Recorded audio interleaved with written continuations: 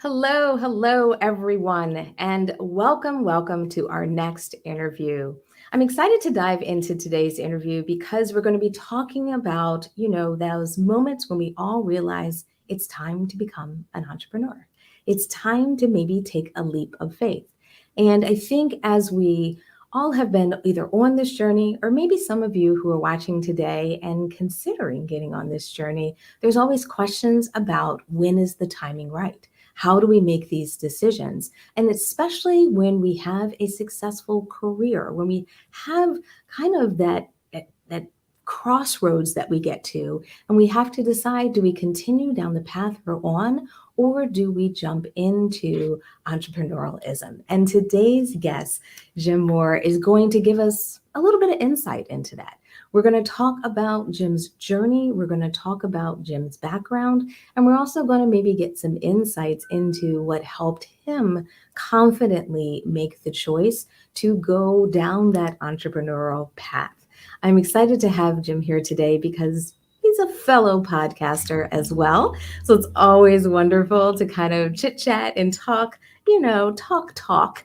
But at the same time, we're going to talk about podcasting as a business, talk about how really Jim has taken his podcast and taken it to a new level. How has he taken what we all know and love as the Bloody Vegan podcast, and how he's maybe pivoted that into a potential career? So, with that, I want to say hello to my guests.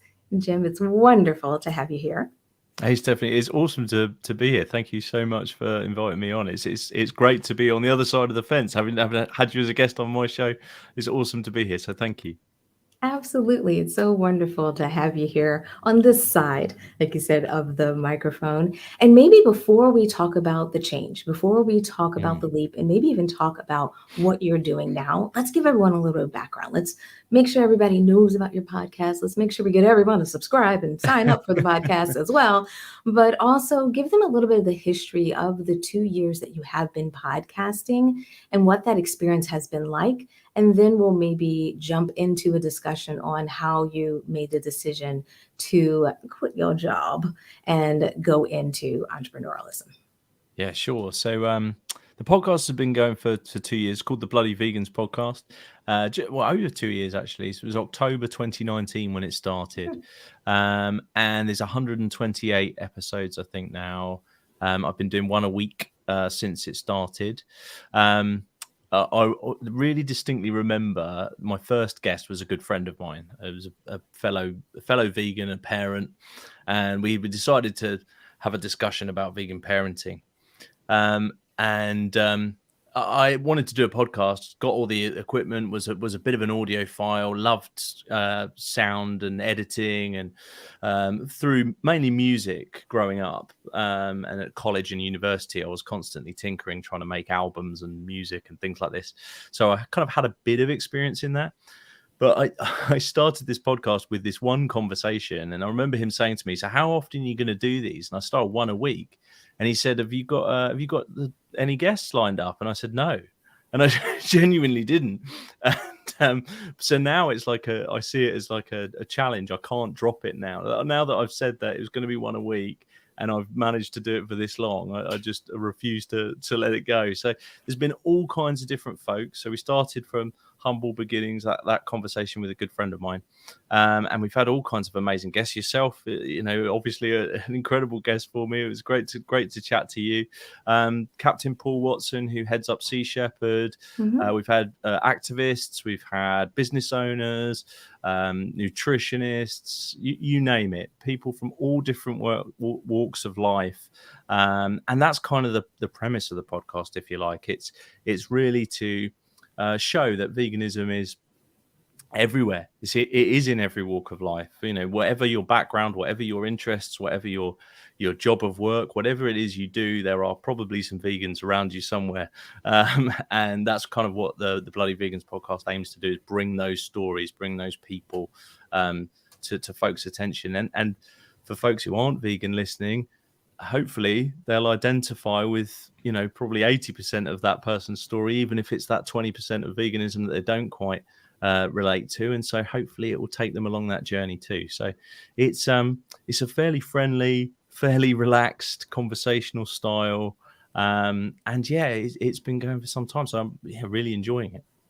Love it. Now, I have to ask the name. Why the name? What was the inspiration behind it?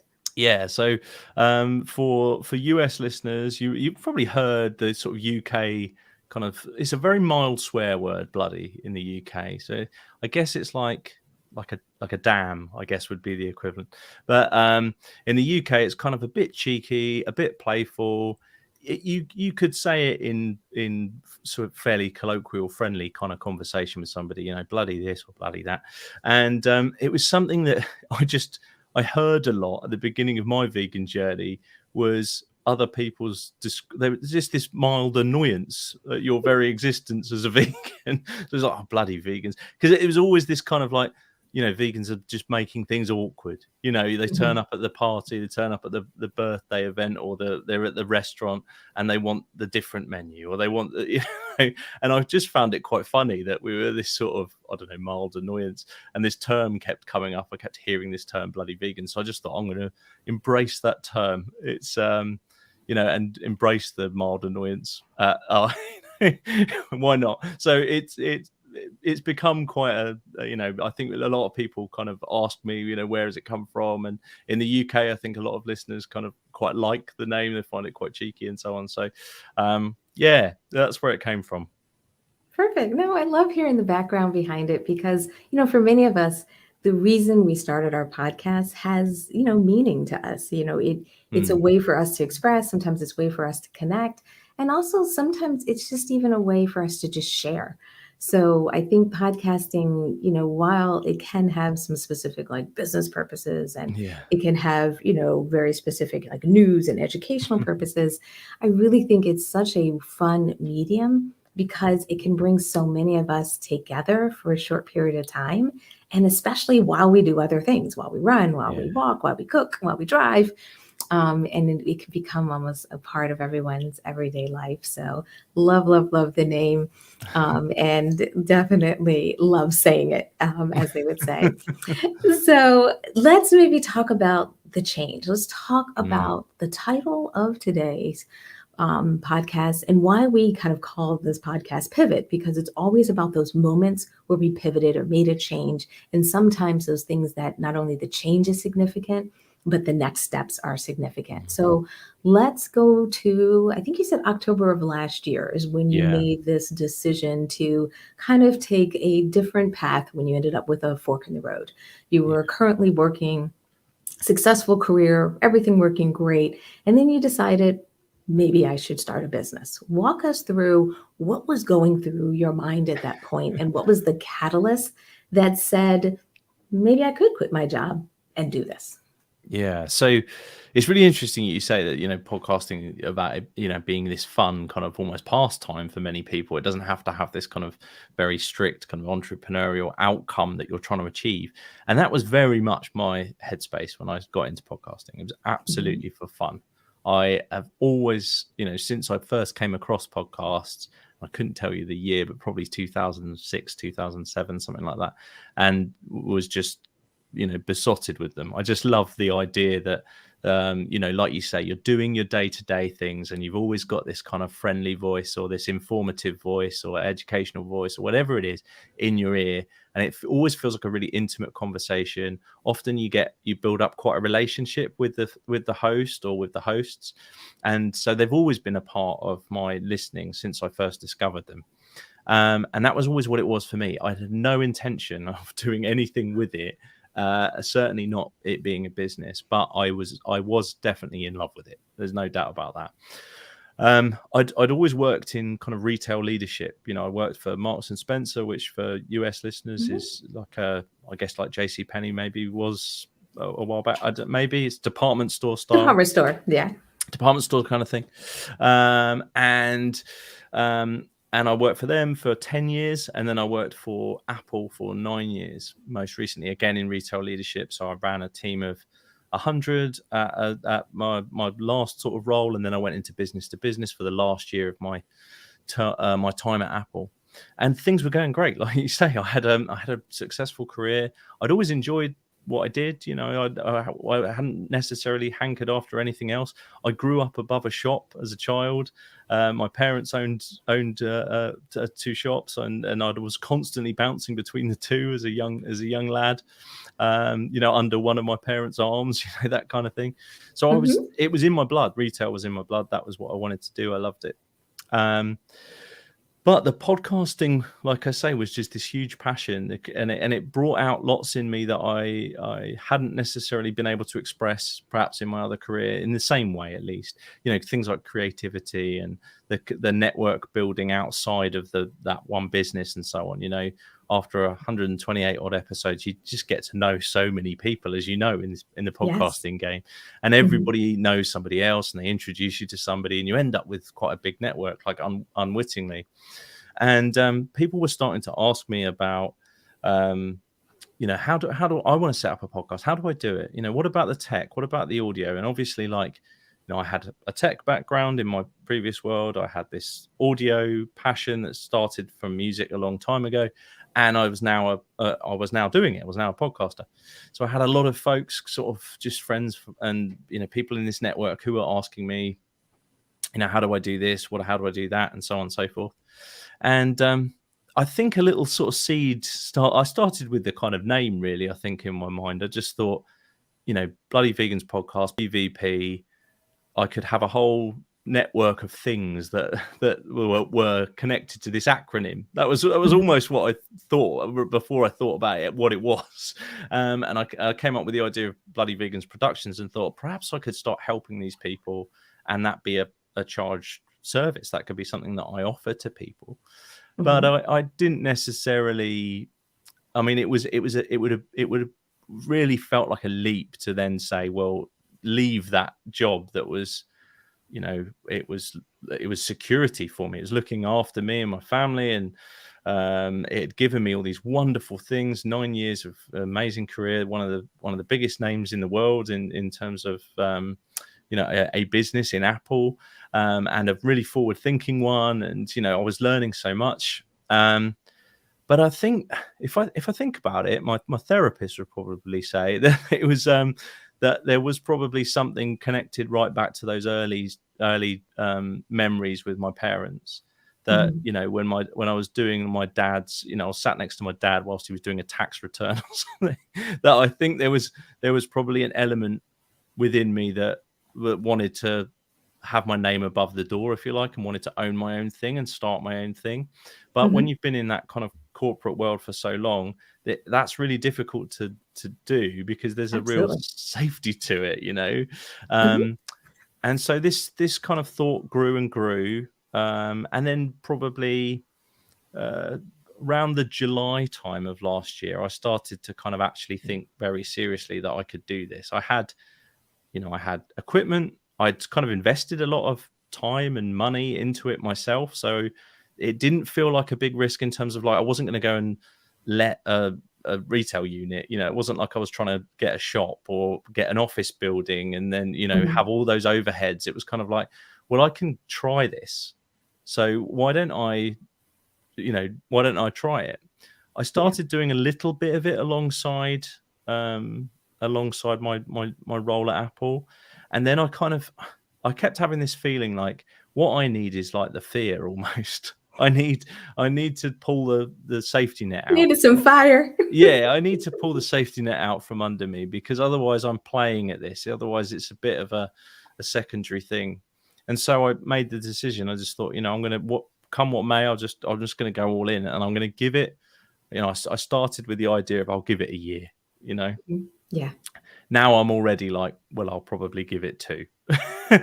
um, and I'm That's what happens with most of us, because we're like, yeah, I'm going to try it. Let's see how it works yeah, out. And then we're like, yeah, it needs a little more time. It needs some more nurturing. yeah. I was like, I haven't burnt any bridges with folks at Apple. They all know that I'm going off to do this passion. Everyone was kind of like, no, look, it's amazing that you're going to give it a try. If it doesn't work out, come back, so on and so forth. Nice. So I left on really good terms, and that was really important to me. I wanted Yeah. to do that because they'd given me so much. Mhm. But yeah, I felt like it was time. So I in the August or September time-ish, I Mhm. pulled that rug, and then 4 or 5 weeks later, and there I was, day one, sat in front of a computer, without a big team around me, just on my own, thinking, okay, right, let's Let's how do do we run this. a business then? Yeah. So that's where Mm. that was the story. Now, did you have any emotions around this time? The reason I bring this up is when I talk to a lot of people who make that leap in those first few months, there can be all types of emotions we're feeling. Some of them are positive, some of them are, like, I don't even know what I'm feeling right now and why I'm feeling this. And I bring that up because I think when people start a business, they think it should be all joy. It should be all Yeah. rainbows. I shouldn't have this feeling of like, oh my goodness, do I know what to do next? Or what should I do? Or have some doubts. And if you're willing to share with us, would you be willing to kind of share what it felt like in those first 30 or 60 days and some of the emotions that you had to work through to kind Yeah. of persevere? Happy to. Yeah, and actually say I'm still going through them. There's a huge, like, the change curve we've all heard of in various sort of business guises. I definitely say there's elements of that when you start something like this, where you go through that, the uh denial and frustration and questioning and all those kind of you definitely go. I've definitely gone through all of those. I'd say in the first, it was interesting. The first 30 days, I was probably just full of excitement, to be honest. I Mhm. was actually just like, there was post-it notes everywhere, and there was flip charts, and I was kind of, I think, drawing on some of my old, the old tricks that I'd had in my sort of leadership career to kind of lead my way through this. I'm going to coach myself into this, into being this business owner. Mhm. Um, and then I'd say after that first month, then I probably had a big crash the other way. It was like, oh my goodness. So I've got like 2 customers. um, uh, this isn't going to pay the mortgage. Is this going to work? Am I charging the right price? I probably doubted every single element of what I was doing, Mhm.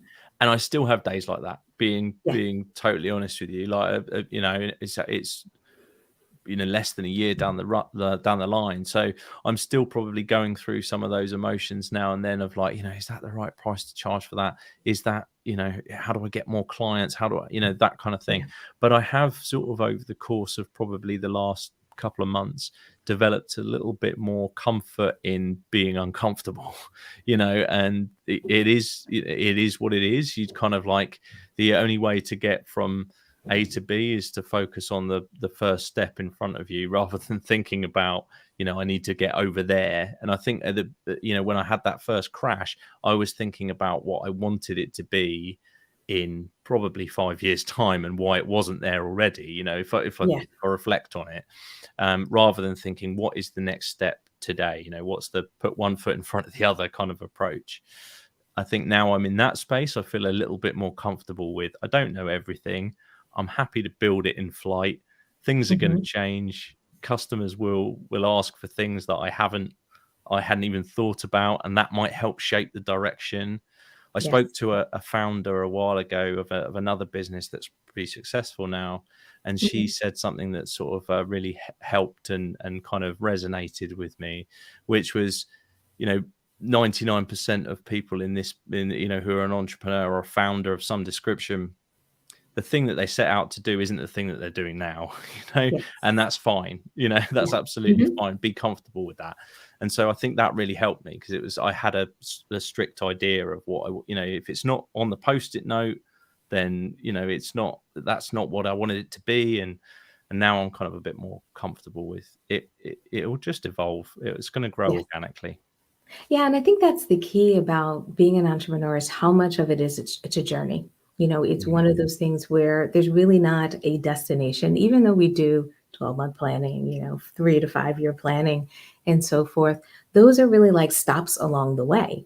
And the idea is that the business is supposed to ebb and flow and grow and transform because the customer changes over the years, the customer's needs, and also our capabilities change. So it can be like a beautiful experience, but it's can be a little nerve-wracking in the beginning because, you almost can't, it almost feels like water, like you can't hold it in your Yeah. hands because it feels like it's changing and moving and it doesn't have a handle on it.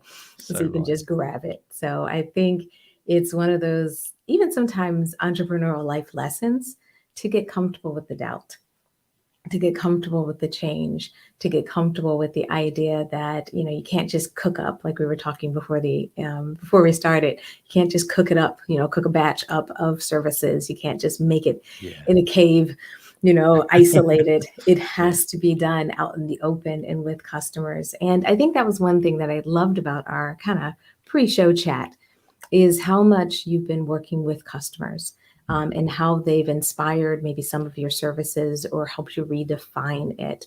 And I always like it when our listeners are thinking about becoming entrepreneurs or aspiring to be entrepreneurs. And maybe I'll just do a quick shout out. Anybody who's listening live, or even if you're listening to this as a recording, just shout it out in the air. Let me know if you're already an entrepreneur or if you're an aspiring entrepreneur. It's always nice to know who's listening live, or even if you're watching this as a recording. So just drop it in the comments for me. But do you have any advice? Do you have any recommendations for people on how they can make sure they stay customer focused and Mm. get used to that concept that the customer is kind of riding along with you on this journey and helps you make even a better business at times? Do you have any thoughts or advice or any tidbits that people would maybe benefit from? Yeah, I think probably initially I came at it from a view of a very customer service kind of back, from my background, it was very customer service orientated, as in the relationship was I was offering a thing, would you like the thing, and then I will deliver the thing at as best to the best of my ability. I think particularly in the line of work that I'm in, what I've discovered is that it is far more of almost of a partnership between you and the customer. Like you say, they are on the journey with you. They're part of your business too, and they certainly my early customers and all the customers I've got now, actually they shape what I do and how I do it all the time. So I'd say like listening acutely to them, asking them open questions, asking for that feedback and how they would like to see your service evolve, I think is the way to go. And just be open. Like, if somebody says, do you do X or could you do Y, let's explore that. What could I do? And then I'd love, we were talking in the before we went live, and I loved what you said then about not just taking what they've asked you for, but then thinking, how do I then make that really defined, really unique, really something that makes what I offer stand out. So I'm not just offering you that service you asked for, which I didn't necessarily have on my pad, but I'm then trying to take it to another level and give it a twist. I love that point, and I'm going to take that away. So thank you for that, Stephanie.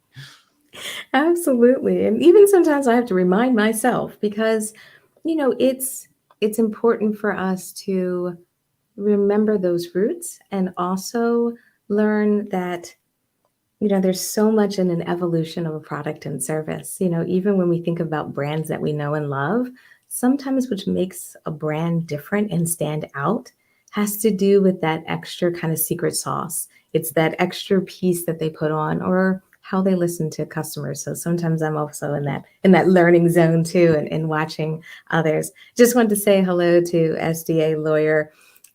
Give us a shout out that in the entrepreneurial space with us. And I also asked for any encouragement out there. Do you have any encouragement, since we did have a request for it? Any words of wisdom for anyone out there that's on this journey and's been hitting some of those speed bumps, I like to say? When you're driving and you hit a speed bump, you didn't tear up the car unless you're driving too fast, or you know what I mean? It's a process where you have to slow down at times to address those speed bumps, but you can gain speed again. Do you have any thoughts for anyone that would just give them some inspiration today, or maybe something that's happened to you recently that was an inspiration after you saw a roadblock, a dead Yeah. end sign, or something unexpected? Yeah, I'd say like well, probably two things. One is, talking about roadblocks, like when something goes wrong, I think there's a real temptation, particularly when you're in the early days, like you say, to really doubt whether the thing that you're doing should even exist. You Yeah. start to go into full imposter syndrome mode and think, am I right to be doing this, etc. I think trying to flip that on its head and see it as it's a bit of a gift. Actually, it's kind of when something doesn't go right, that you've actually learned something. You've probably learned a lot more from that thing that didn't go right and how you figured your way through it than if everything just went exactly like the plan that you'd written on the flip chart on day one. So I'd say that was the first thing. The second thing I'd say, like, particularly if you're starting out on your own, which many entrepreneurs are, they're like employee 001, then um, find others in the same space, wherever your network is, if you can find others. Because I think one thing I went through in the first month or so was really feeling like I was the only person in the whole world who'd ever done this and Mhm. who'd ever been through any of it and who'd ever experienced the same problems.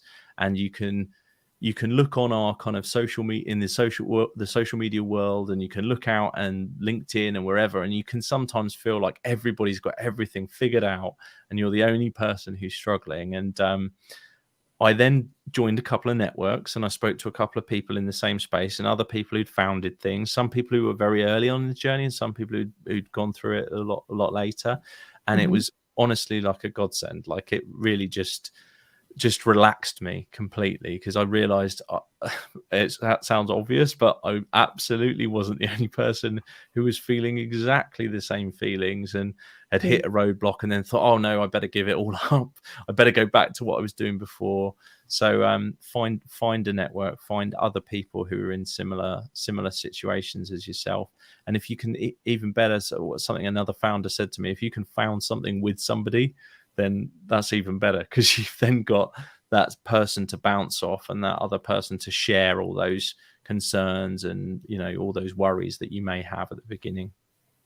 Absolutely, yeah. Partnerships, even collaborations, because Mm. even when people have their own business and you have your own, and you work together on a project together, those can be pretty inspirational. And also, it can show you how to build with others. Give Mhm. you that experience and leverage each other's network. Just going to say a quick hello to Laura. Thanks so much, Laura, for stopping by. 23 years self-employed. That's amazing. Definitely know what you mean about it's always morphing into something new. Todd, thanks for stopping by as well. Yep, yep, yep. It's as Todd's saying, it's called the art of knowing how and knowing when to know that. So I think what we're saying here is you kind of sometimes think you know where you're going, but you haven't experienced it yet, so you might not know that destination. And you're in these like knowns and unknown worlds and kind of jumping back and forth. And I think getting comfortable in that zone is really key for entrepreneurs. And then, SDA lawyer, I know you dropped a quick question in here as well. We may not be able to address this completely today, but I do have another podcast called Spark. And it talks about, this issue specifically. When you're building a business, one thing that we all struggle with at times is finding customers or clients that can pay right away. Sometimes our clients are not at a point where they can pay us. So, therefore, it makes it even more difficult for us to pay ourselves. So, finding that balance. So, I'm going to probably drop a follow up link in YouTube for you, SCA lawyer. But I don't know, Jim, if you want to talk about that or if you have any perspective on it, I can always give my 2 cents as well. Yeah, I mean, yeah, I think if you the point you made about collaboration actually is probably the one that kind of that jumps out, is that maybe if you're working with somebody early on and you can't afford to necessarily pay them, they can't necessarily afford to pay you for the service, that sometimes there's some beneficial work that can be done for each other and leveraging each other's support and each other's networks and services. And I definitely have had that experience actually with a fellow entrepreneur who does a different line of work, but was actually wanted to start a podcast course, which was, in on paper was doing something very similar to what I was going to be doing. And actually, Mhm. we kind of pooled resources, and I've ended up editing her podcast. and she's ended up helping me with my podcast course. So we've kind of ended up giving each other one of our paid services to help us both along the way, and it's helped us actually develop a collaborative relationship where we can leverage each other's audiences as well. Perfect. Now, I think that's a great example, because I think sometimes we forget that we can help each other get ahead. And also, a lot of us come to entrepreneurialism with a lot of skills, because we've had corporate jobs. Maybe we've raised families, so we know what it's like to pull people together, to lead, to teach, to train. Many of us have had kind of other lives, in a sense, where we've accomplished other great things. And we forget that even though that may not be the core of what you're doing in your business right now, those skills may be skills that other people need. So through that collaboration, it's a great way to help each other. And then one other thing that I always recommend is, sometimes when we're thinking about paying people or having people help us with our business, we think full-time employees. We think we're going to hire people. And often I find as entrepreneurs, you really don't even need a full-time employee at a time in the beginning. Really what you need is a freelancer. You need someone to come in for 30 days and work on a process, or set up an automated process for you, or help you get your reporting started, and then you maintain it. So I think there's some other ways to get help, and get help in a more budget-friendly way by thinking of that freelancer route. So hopefully, SDA lawyer, that helps you as well. So Jim, we're coming up at our 30-minute mark. We normally try to keep these around 30 minutes or so, because we're jumping into people's ears in the middle of their day, as well as on their podcast while they're doing other things. So as we wrap up, I always love for our guests to give people a quick, maybe words of wisdom, something that you've learned over the last year, or especially as a result of your pivot, that you think would help other people. And then I also just want to make sure we wrap up with your contact information, whether people want to connect with you on social media, connect with you because they need help with their podcast and they're like, oh my goodness, Jim can help me. So this is definitely the place where we plug everything, so that if people are looking for your support and your assistance, they can get in touch with you. Yeah, I'd say essentially your business plan doesn't have to be set in stone. I think that's probably my I'll call it words of wisdom if you like. I'm not sure I'd give it that loftier title, but I'd definitely say whatever your plan is at the beginning, be prepared to change it, be prepared to evolve it, and listen to what either your customers or people you trust in that inner circle are telling you, because I think you can get stuck in almost a bit of a dogma, a bit of a kind of, this was my vision, and you can get quite protective of it. And I think that can be a bit dangerous really for the future of your business. I mean, yes, it's great to have like a very clear vision, but inflexibility is never usually a good thing, I think, in certainly in business. So that would be my steer. In terms of where you go about finding me and the business, www.bloodyvegansproductions.com. So bloody vegans with an S, productions.com. And there you can find all of the kind of services, etc., that I'm offering to help you either get started in your podcast. For some folks, it's just, I haven't got time to edit it. I know how to do it, but I just want to take away that pain. To your point about sometimes, enlisting the help of a freelancer with an aspect of your business can help. Mm-hmm. And we've got packages to suit that, right through to, I don't have any kit. I need to hire the kit. I need to do, I need the whole thing managed for me. All I want to do is turn up and speak into a microphone. So there's packages to suit anybody who's interested in anything to do with podcasting. So you can get in touch via the website or jim@bloodyvegansproductions.com. And you can also listen to the podcast as well if you're interested in such things. And you can do that on any of your podcast providers. Just search for Bloody Vegans Podcast or head to the website bloodyveganspodcast.co.uk.